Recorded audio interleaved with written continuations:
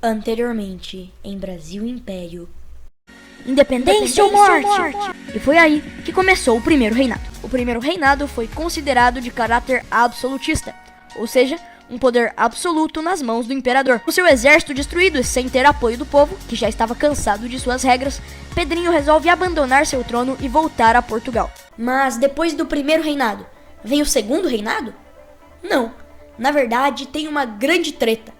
Dom Pedro II era menor de idade e não poderia assumir o trono. E além disso, não havia nenhum outro parente próximo de Dom Pedro I que pudesse governar. Mas então, quem irá substituí-lo? Segundo a Constituição, seria uma regência trina. É o quê? Calma. Isso significa que deveriam ser eleitos, numa assembleia, 3 pessoas para governar o país. Mas aí veio outra treta. A assembleia estava em recesso. Então os poucos parlamentares que estavam presentes tiveram que se virar nos 30 para eleger temporariamente esses 3 carinhas. Foi a regência trina provisória.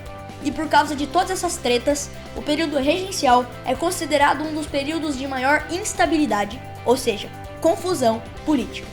Mas e aí, rolou a regência? Sim, a regência trina provisória foi formada por Carneiro de Campos, Campos Vergueiro e Francisco de Lima e Silva.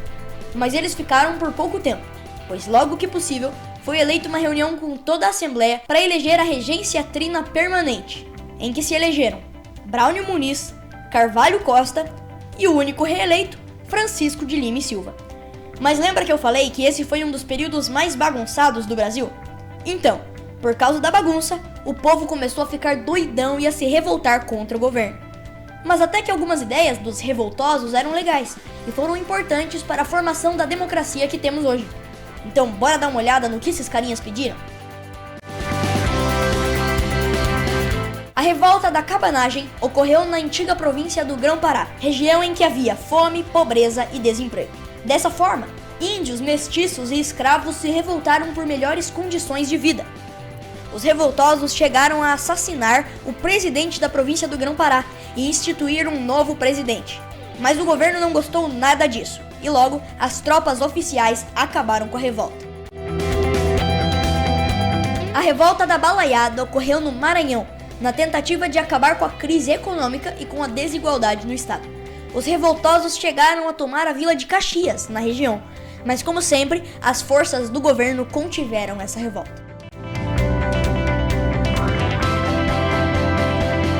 A revolta dos Malês ocorreu em Salvador, na Bahia, onde grande parte da população eram escravos e fugitivos. Esses eram, em sua maioria, islâmicos.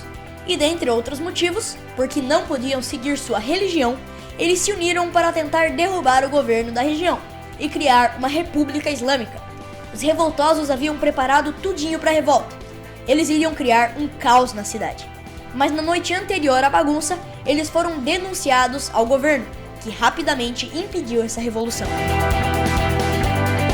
A Revolução Farroupilha ocorreu no Rio Grande do Sul, onde a elite agrária, ou seja, os grandes produtores rurais, se descontentaram com os altos impostos que eram cobrados sobre os seus produtos e pediam a sua diminuição.